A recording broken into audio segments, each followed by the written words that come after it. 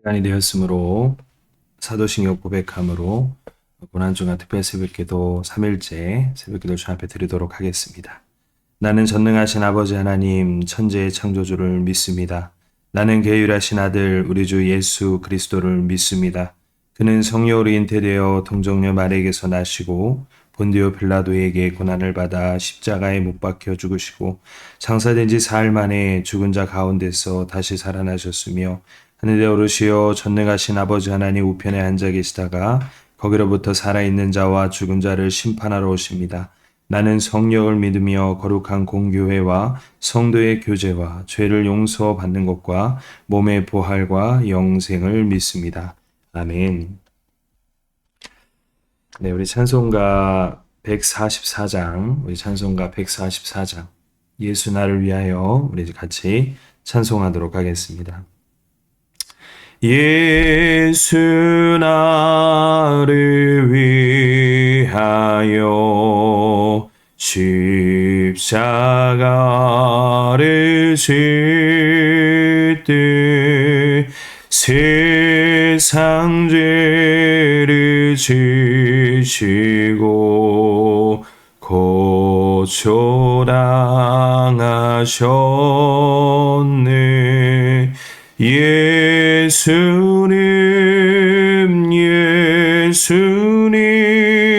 나의 죄 위하여 보배 피를 흘리니 죄인 받으소서. 십자가를 지심은 무슨 죄가 있나. 저 무지한 사람들 메시아 죽였네. 예수님,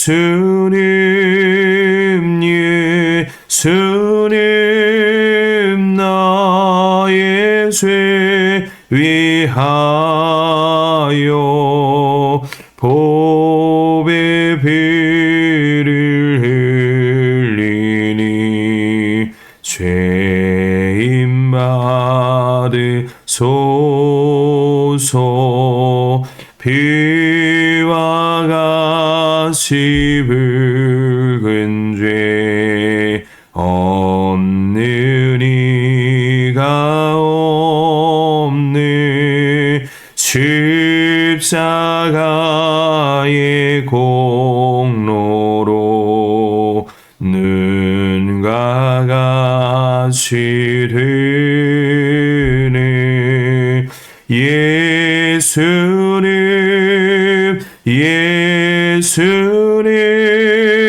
나의 죄 위하여 보배 피를 흘리니 죄인 받으소서. 아름답다 예수여, 나의 좋은 친구. 예수 공로 아니면 영원 영벌 받네. 예수님,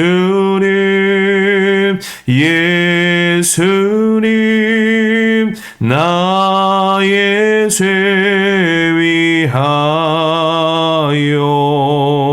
보배 피를 흘리니 죄인 받으소서.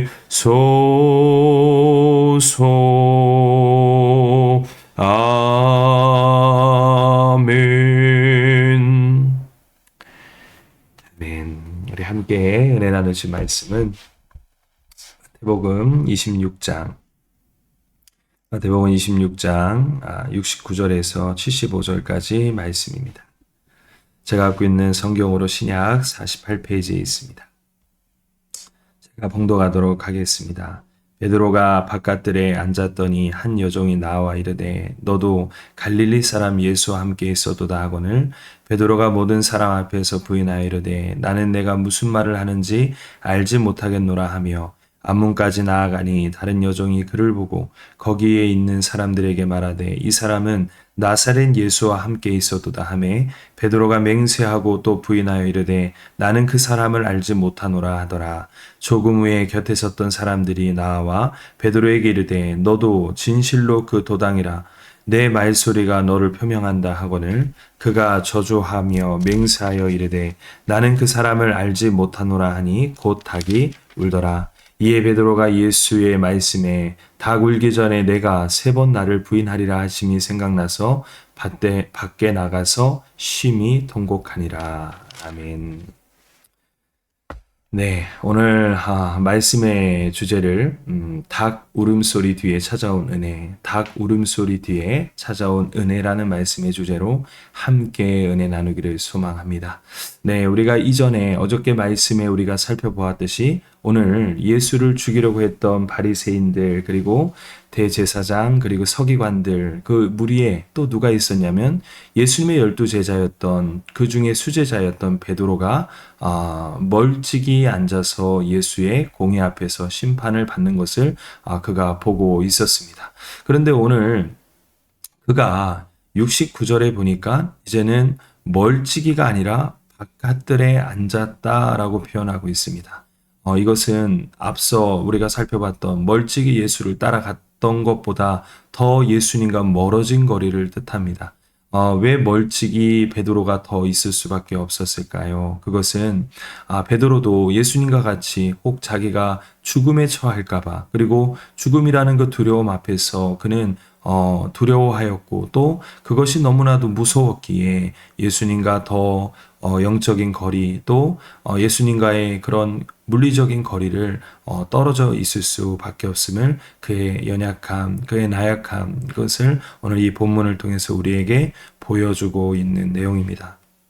하지만 베드로는 그 이전에 뭐라고 그는 고백합니까? 저는 주님과 함께 죽겠노라 라고 그는 호언장담하였으며 그러한 열정을 우리에게 보여줬음을 우리는 보게 됩니다. 하지만 그 열정은 어느 순간 다 사라졌고 이제는 내가 예수의 제자라는 것이 들키면 어찌 보면 나도 죽음에 몰릴지 모른다는 그 두려움 가운데 그는 그 인생의 폭풍 가운데 그는 이제는 주님과 적당한 거리를 넘어서서 이제는 멀찍이 이제는 바깥들에 있을 정도로 그의 영적인 무딤 그리고 주님과의 영적인 먼 거리를 우리에게 보여주고 있는 내용입니다. 그렇습니다. 사랑하는 성도 여러분, 우리도 인생을 살다 보면 여러 가지 환란이 와요. 그리고 여러 가지 마귀의 시험들이 옵니다. 그리고 여러 가지 폭풍우가 우리에게 몰아닥칠 때가 있어요. 그런데 우리는 그때마다 오늘도 이 말씀을 생각하며 우리가 기억해야 될 것이 주님과의 영적인 거리가 멀어지면 안 된다라는 사실이에요. 마귀는요, 우리를 어떻게 합니까? 어떻게든지 주님과의 영적인 거리를 띄워놓으려고 그래요. 그래서 요한복음 10장 10절에 보면 내가 온 것은 여기서 내라는 것은 주님을 뜻하고 하나님을 뜻하고 성령님을 뜻하는 거겠죠. 내가 온 것은 양으로 우리들을 말하죠. 양으로 생명을 얻게 하고 더 풍성히 얻게 하는 것이다 라고 말을 하고 있습니다. 하지만 도적 이 사단은 뭐라고 말씀하세요? 도적이 오는 것은 너희를 죽이고 빼앗고 멸망시켜놓는 것뿐이다 라고 말씀하고 있죠.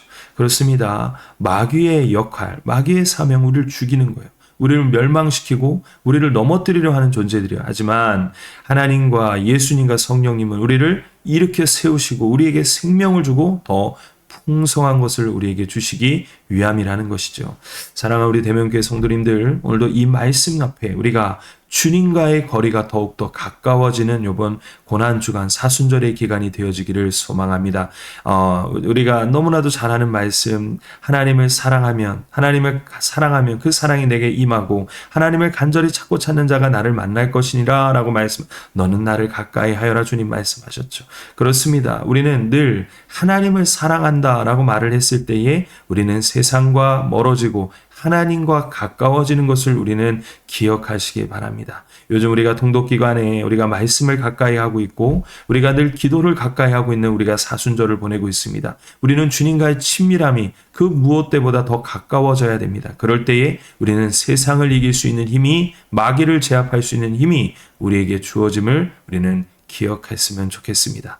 우리가 요즘 살아가는 세상이 어저께도 뉴스를 보니까 전쟁과 또 기근과 또 언제 폭탄이 떨어질지 모르는 그러한 두려움 가운데 살아가는 그러한 우리의 삶인 것 같아요. 정말 예수님께서 마태복음 25장에 말씀하셨던 재난의 때, 마지막 때를 살아가고 있는 그 예언들이 오늘날 살아가고 있는 우리의 현실이 그 예언을 어떻게 보면 우리에게 보여주고 있음을 우리는 보게 됩니다. 그렇습니다. 우리가 이 재난의 때, 아직은 마지막 때는 아니지만 재난의 때를 예고했던 이 시대 가운데 우리는 무엇을 준비해야 될까요? 우리는 지혜로운 다섯 처녀와 같이 등만 있는 것이 아니라 등 안에 하나님을 향한 열정과 사랑과 은혜의 기름을 우리는 채워야 합니다. 그랬을 때에 세상에 어떠한 어려움이고 어떠한 풍파가 와도 하나님께서는 출애굽 당시에 바로 이스라엘 백성들을 10가지 재앙에서 지켜주시고 그리고 광야를 지나서 홍해까지 건너게 하셨던 그 하나님의 보호하심, 그리고 하나님의 인도하심, 그리고 하나님의 놀라우신 그 역사가 저와 우리 믿는 크리스찬들에게, 우리 대명교회 성도님들에게 그것이 흘러넘칠 줄 믿습니다. 오늘 베드로는요, 한 여인에 의해서 자신의 신분이 발각이 되었어요. 너도 갈릴리 사람 바로 예수와 함께 있었도다 라는 말이죠.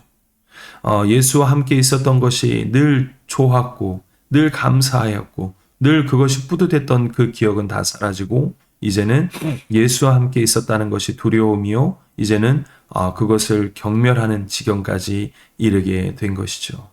그렇습니다. 그는요 무려 3번이나 예수님을 부인합니다. 여기 보면 나는 그를 알지 못하는도다. 네가 무슨 말 하는지 내가 잘 모르겠다라고 한 번 부인하고요. 또 내가 그 사람을 알지 못하노라 2번 부인하고요. 그리고 74절에 보니까 그가 누구를 저주합니까? 예수를 저주하여 맹세하여 이르되 나는 그 예수, 그 사람을 알지 못하노라 라고 3번 부인하고 그리고 3번 거절하며 그리고 끝내 도망가는 신세가 되고 맙니다. 그렇습니다. 죄는요 속도가 붙습니다. 우리가 한번 세상과 타협하고 죄와 타협하면요 우리는 더 큰 거짓말을 하게 되고 더 주님을 부인하게 돼요. 그리고 결국은 어떻게 됩니까? 죄가 가속도가 붙기 때문에 우리는 더 나중에는 주님을 부인하는 자리가 아니라 주님을 저주하는 자리까지 이르게 될 수 있다라는 것이죠. 사랑하는 성도 여러분, 오늘 이것이 인간의 나약함, 인간의 한계를 증명하고 있는 내용입니다. 그런데요, 저는 이 말씀을 묵상하면서 왜 주님께서 베드로의 이름을 반석이죠. 그리고 그 게바, 그 반석이라는 그 베드로라는 이름을 거론하시면서 네 반석 위에 그리고 내 이름 위에 그리고 바로 너에게 천국 열쇠를 주며 내 교회를 세우리니 음부의 권세가 너를 해하지 못할 것이다 라고 주님께서 왜 그를 축복하셨을까요? 왜 그를 높여주셨을까요? 바로 베드로의 연약함, 인간의 나약함이 있었지만 그는 이후에 오늘 이 사건을 통해서 그가 큰 회심을 하게 됩니다. 이후에 어떻게 됩니까? 예수님의 예언이 그가 생각이 난 거예요. 예수님께서 분명히 그랬어요. 호언장담하죠. 저는 주님을 떠나지 않겠습니다. 주님, 저는 저 사람과 같지 않습니다. 저는 주님과 늘 함께 할 것입니다. 라고 호언장담하는 가운데서 예수님께서 어떻게 말씀하십니까? 아니야, 너는 닭 울기 전에 나를 3번 부인할 거야. 정확하게 예수님께서 미래를 예언하셨죠. 바로 예수님의 그 예언, 그것이 베드로가 생각났습니다. 3번 부인하고 그리고 주님을 저주하며 도망갔을 때에 바로 닭 울음소리가 들리기 시작한 것이죠. 그러니 그의 마지막 절이 이렇게 말합니다. 이에 베드로가 예수의 말씀에 닭 울기 전에 내가 3번 나를 부인하라 하심이 생각나서 밖에 나가서 심히 통곡하니라. 가슴을 치며 회개하며 울고 있는 베드로의 모습을 우리는 보게 되는 것이죠. 사랑하는 성도 여러분, 인간은 연약해요. 넘어질 수밖에 없어요. 여기 앞에 있는 목회자인 저도요, 수없이 넘어질 때가 많아요. 그런데요, 우리에게 희망과 우리에게 은혜는 뭐냐? 넘어지는 것이 중요한 것이 아니라 넘어지고 나서 우리가 주님 앞에 담대히 나가 그의 성소에 담대히 나가서 주 예수 그리스도의 이름을 붙들고 회개할 때에 우리에게 그것을 뛰어넘을 수 있는 은혜를 우리에게 허락하신다라는 사실이죠. 그래서 하나님의 말씀에 보면 되죠. 악인은 넘어지려니와 의인은 일곱 번 넘어져도 다시 일어난다라고 표현하고 있습니다. 완전수죠. 7이라는 완전수죠. 우리는 수없이 7번만 넘어지는 것이 아니라 수없이 넘어져도 의인은 다시 일어난다라고 표현하고 있습니다. 그렇습니다. 악인은요, 넘어지면 못 일어나요. 왜? 예수 그리스도가 그 안에 없기 때문이죠. 하지만 크리스찬, 하나님을 믿는 하나님의 자녀들에게는요, 7번, 8번, 9번, 10번 수없이 넘어져도 우리는 다시 일어날 수 있는 은혜가 우리에게 주어진다라는 사실이에요. 예수님께서는 그것을 미리 보시고 베드로 반석, 너는 나중에 반석이 될 거야. 지금은 네가 넘어지고 무너지고 연약한 조그만 돌멩이에 지나지 않겠지만 네가 이 과정을 거치고 나서 부활의 주님을 만났을 때 그때 비로소 너는 바로 나를 위해서 네 목숨까지 던질 수 있는 그런 믿음의 사람, 흔들림이 없는 반석과 같은 믿음이 될 거야 라는 것을 예수님께서는 다 알고 계셨다라는 사실이에요. 사랑하는 성도 여러분, 오늘 이 은혜가 저와 우리 성도님에게 흘러넘치기를 소망합니다. 우리는요, 하나님의 은혜 안에서 사는 사람들이에요. 예전에 재미난 예화가 하나 있는데요. 닭의 교회라는 곳이 런던에 있었다고 합니다. 이 영국 수도 런던에는 지붕 위에 십자가 대신 닭 모형의 조형물이 올린 교회들이 있었다고 합니다. 그런데 누군가 왜 하필 배신의 상징인 이 닭, 오늘 이 말씀이 나와 있는 것처럼 배신의 상징인 이 닭입니까? 라고 묻자 목사님이 이렇게 대답했다고 합니다. 저 닭은 배신의 상징이 아니라 잠든 영혼을 깨우는 회개의 알람입니다. 뭐라고요?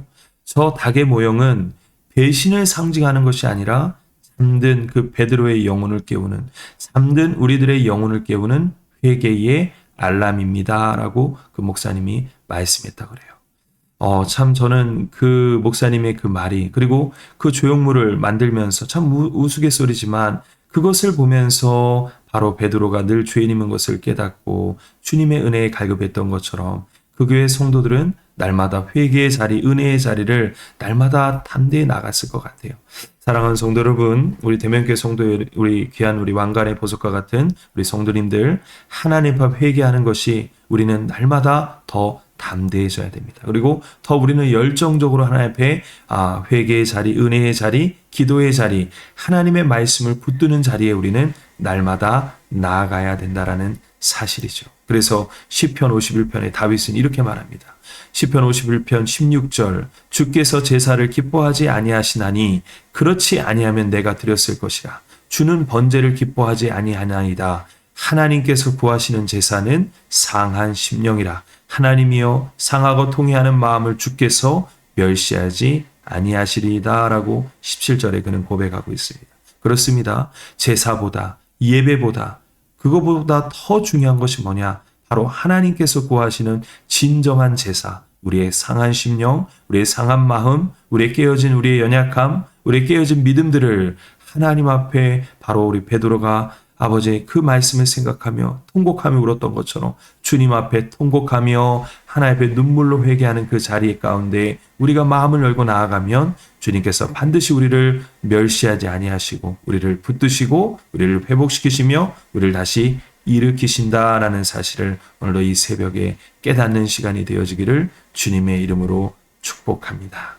그렇습니다. 실패는 끝이 아니라 주님을 만나는 기회의 자리입니다.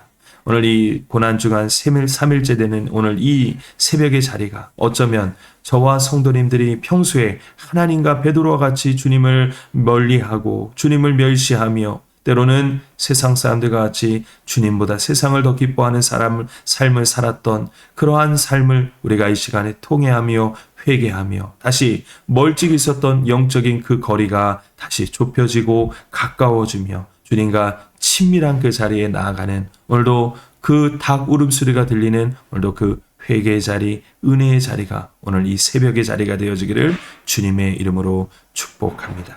오늘도 이 말씀 기억하며 우리 함께 기도하도록 하겠습니다. 우리 한번 눈을 감고 기도할 텐데, 하나님, 내가 아버지 혼장당하며 절대 주님을 떠나지 않겠습니다 했던 나 의지와 내 신념을 갖고 주님을 믿었던 그 어리석은 믿음이 아니었습니까? 우리는 연약하고 넘어지고 내 힘과 능력으로는 살아갈 수 없음을 오늘도 고백합니다. 하나님의 은혜가 아니면 단 1초도 1분도 아버지 하루도 살아갈 수 없음을 주 앞에 고백합니다. 하나님, 오늘도 그 하나님의 은혜, 아버지 오늘도 주님과의 멀어졌던 그 자리, 아버지 이제는 멀어졌던 자리가 이제는 바깥 뜰에까지 나가 있었던, 주님을 저주하고 경멸했던 그 자리에 있었던 나의 불완전한 모습, 나의 아버지 그러한 죄악된 모습들을 이 고난주간 셋째 날에 주 앞에 회개하며 나아가오니, 주여 아버지 모든 것을 주님 걷어가 주시고 이제는 주님과의 친밀한 자리가 되어질 수 있도록 주님께서 함께하여 주시옵소서. 날마다 우리를 붙드시는 그 주님을 아버지 오늘도 사랑하며 그 주님 붙들며 오늘도 이 새벽에 간절히 나아가는 시간이 될 줄 믿습니다. 우리에게 은혜와 성령을 물붓듯이 부어 주시옵소서. 믿사오며 걸어가신 예수님의 이름으로 기도드립니다. 아멘. 네, 오늘 우리 주기도문 예배를 마치도록 하겠습니다. 하늘에 계신 우리 아버지, 아버지의 이름을 거룩하게 하시며 아버지의 나라가 오게 하시며 아버지의 뜻이 하늘에서와 같이 땅에서도 이루어지게 하소서. 오늘 우리에게로 할 양식을 주시고 우리가 우리에게 잘못한 사람을 용서하여 준 것 같이 우리의 죄를 용서하여 주시고 우리의 애를 시험에 빠지지 않게 하시고 악에서 구하소서. 나라와 권능과 영광이 영원히 아버지의 것입니다. 아멘. 네, 오늘 하루도 주님의 사랑 안에 푹 잠기셔서 오늘도 주님 앞에 가까이 나아가는 귀한 복된 하루가 되기를 소망합니다.